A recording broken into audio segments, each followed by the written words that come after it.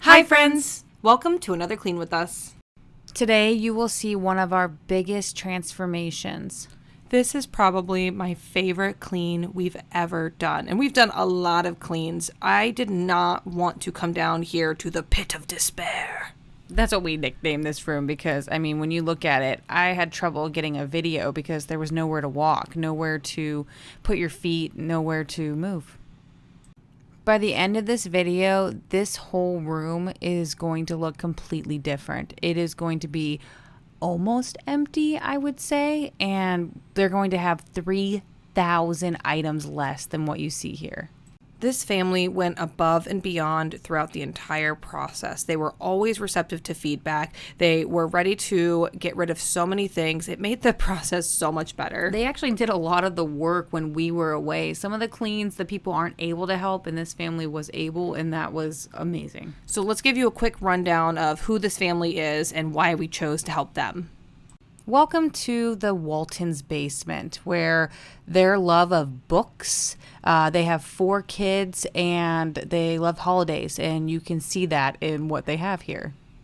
We have Mom, who was the one that reached out to us, Dad, and they have 4 kids, and it is they are a homeschool family. I don't know why it seems like homeschool families can always find us. Like, we might have like a niche or something. Yeah, I'm going to agree with you there. The strength of this family was their willingness to let go of stuff. They still had to work that, as we call it, a declutter muscle, and they had to learn how to do it. So you would think that there's 3,000 items. That means they did about 1,000 items a day. But actually, on the first day, they only did about 200 items. So it's kind of incredible. But yeah, their strength was their willingness to actually depart, to let go of things. One area of growth for this family would be like when they liked something, they would like keep the whole category. So like holiday stuff, I don't think we ended up getting rid of very much holiday stuff, but definitely we're able to go through clothes and books like it was nobody's business. Before we get too far, why don't we take a moment to introduce ourselves? I'm Lana. I'm Lara. And we're 2 identical twins who love to clean and tidy. And if you enjoy cleaning, organizing, and especially decluttering, then this is the channel to subscribe to. Hit that button. Oh yeah, and if you love identical twins, you should also subscribe because we're identical twins. And if you think you know which one of us is older, whether it's Lana or Lara, then leave a comment below. We want to know your guesses. People ask us all the time, how do we handle and tackle cleans like this? And we break it down into a few steps. The first one is vision. The mom and I were texting days before we came by, and I would just ask basic questions about their home. I would ask about their routines and their procedures, and I would ask what they wanted with the space. We almost didn't even do the basement. We did a vision for the whole house. We went through almost every room together. And I was really hoping we would get to do the kids' rooms because that looked way more fun, but that's okay. So when we text, we sort of serve the role as what we call a clutter coach. And basically, I text with them and try to get them to feel confident with the process. Sometimes I assign homework, but texting is a major part of this journey. Also, remember these boxes? They have so many kids' clothes. They're kids. The youngest is like 4 or 5. The oldest is like 11 or 12. But all of those clothes ranged from newborn to 10, 12 size. That was crazy. The next step is we categorized items. That's why all the bins are laid out. They actually gave us a huge head start. They had started putting all clothes by size. It didn't go perfectly well because there was a lot of interruptions, but we ended up coming in and finalizing each of the sides. Then during our 3 days, we take chunks of stuff out of people's homes for them. This is something not a lot of people do when they're helping people clean and organize and declutter. We want to get this stuff out of their house, out of their life. We don't want them to be worried about it, keeping it stored somewhere and us eventually coming back. We just take it, count it, and categorize it. And we're going to talk about all the places that we donate, where this stuff ends up going.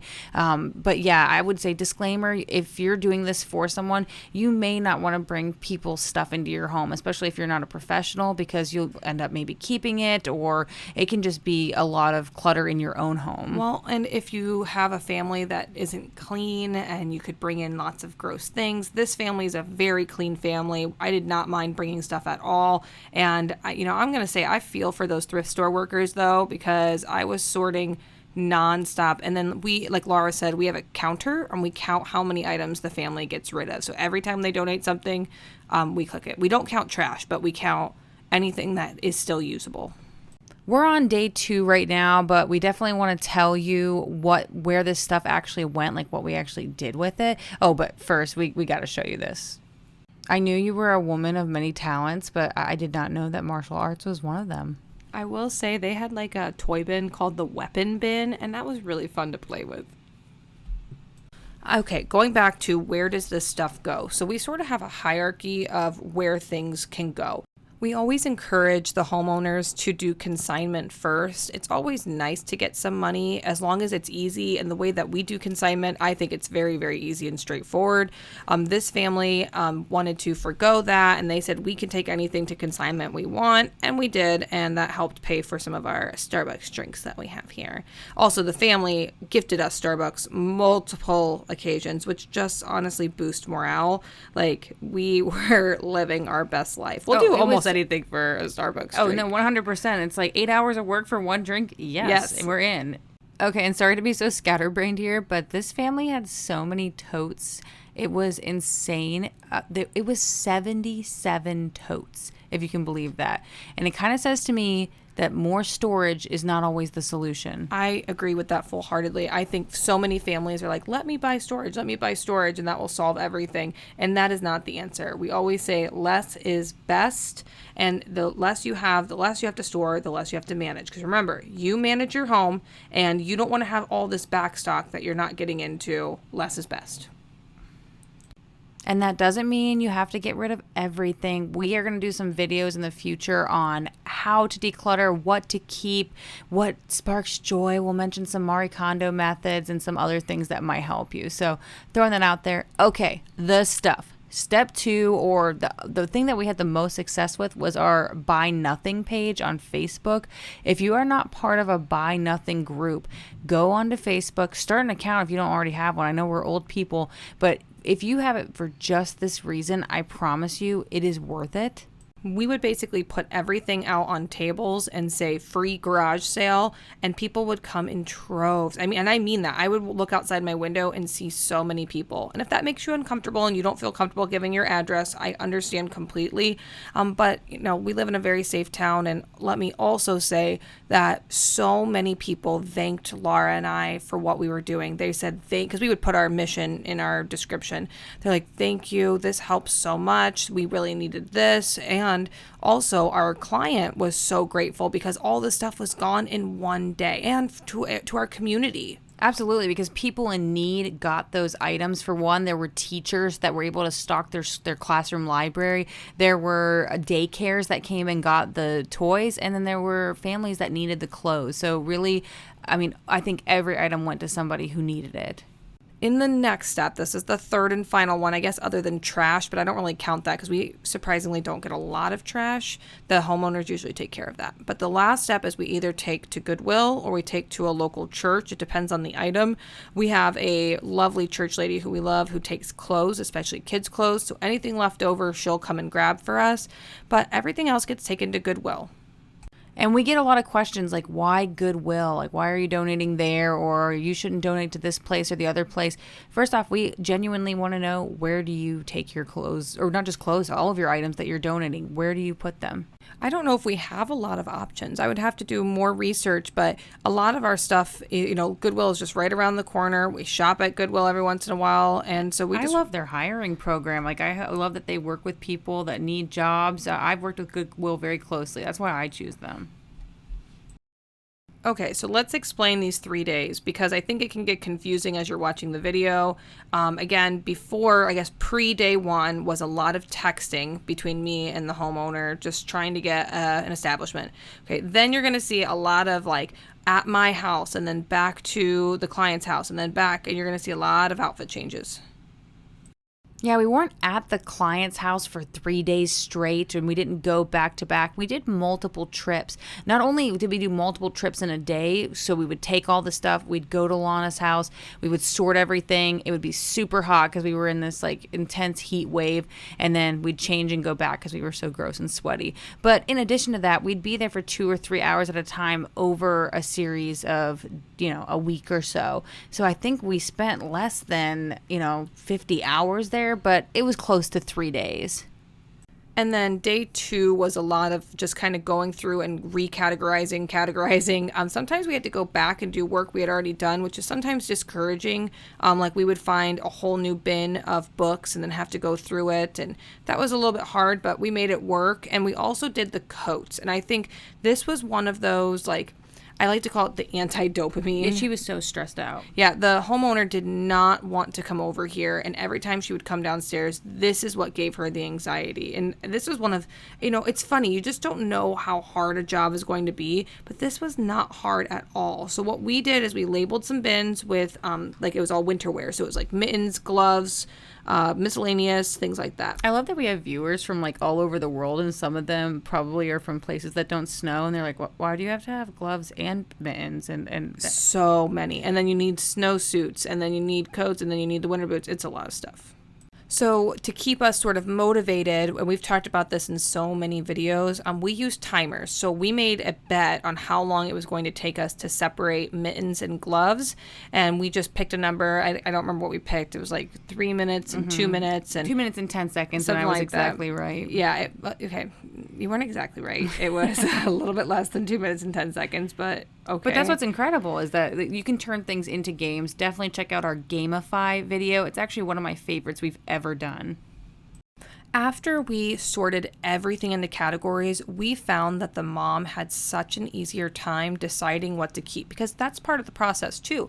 Lara and I just don't make choices for everyone. After we've made a category, we will send them, Lara, what are you doing? Why are we putting Sometimes you forget that I'm there and you just keep giving me stuff, and I just kept going until I think eventually I drop everything. I can't remember. I'm so sorry. I'm sorry. And I can see that I'm looking at like the tag. I'm taking my time.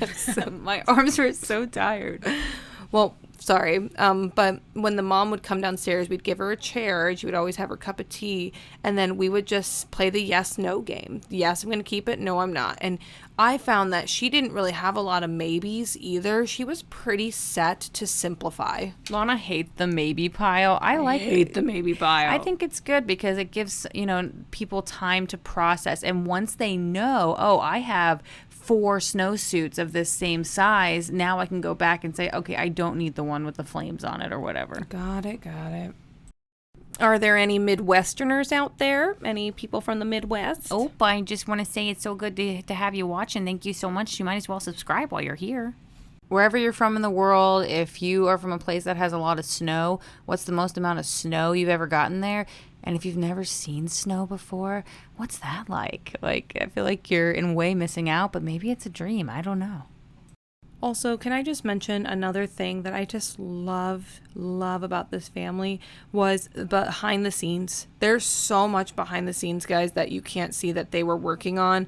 Mom was in the basement, and even better, we would be texting, and she would send me like screenshots or videos of things that her family was doing. I love this. The kids themselves. So one of the times she texted me, one of her daughters was upstairs playing, and she heard her playing Declutter, and she was literally having dialogue. Sorry, it just makes me so happy. She was having dialogue like, you can keep this, you can keep one thing, but you have to get rid of the other. And it was like all of the work that mom was doing clearly had a domino effect. And the oldest child was definitely the most receptive yes. to this process. She was in her room constantly getting rid of things. I think that's actually something that happens a lot on our channel is people wonder how they can get kids involved in the process. And we just talk about that declutter muscle. Kids are very understanding of simplicity and want and crave open spaces.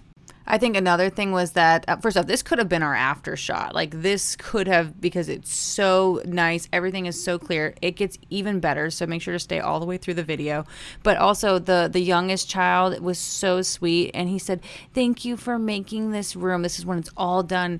He said, thank you for making my playroom so nice. And he loved the open space. And kids, they, believe it or not, don't want toys. They want openness. They want to run around. They want to use their imagination. And so I think a lot of people get overwhelmed with like playrooms and play spaces. This is like a family room. That's their vision for it. And really, I know we talk about less is best all the time, but you're not sacrificing your children's happiness or enjoyment. You're actually helping them learn and grow even more. So here we were in the final stretch. We came over around 5 something in the evening, and I was so mad because our after shots, we had to come back another day because it got too dark.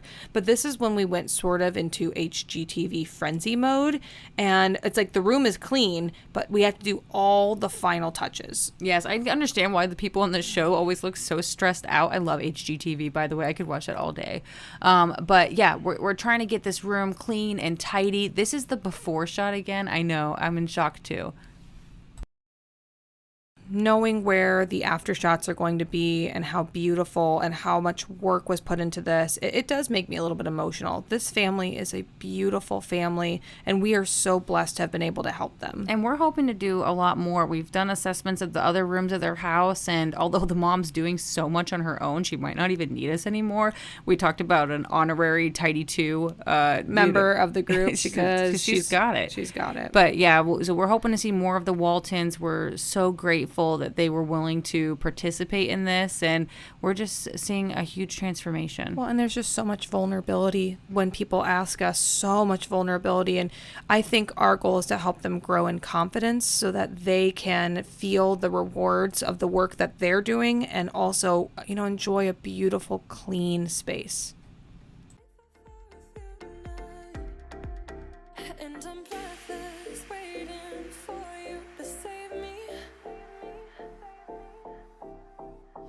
But it's hopeless, hoping for you to notice me. And it's only in my dreams that I get to hold you. But I'm patiently thinking that someday you'll want me to. And I've been up in my mind, I've been up in my mind for you. I don't have enough time, it's true. And I've been up in my mind, I've been up in my mind for you. And I don't have enough time, it's true.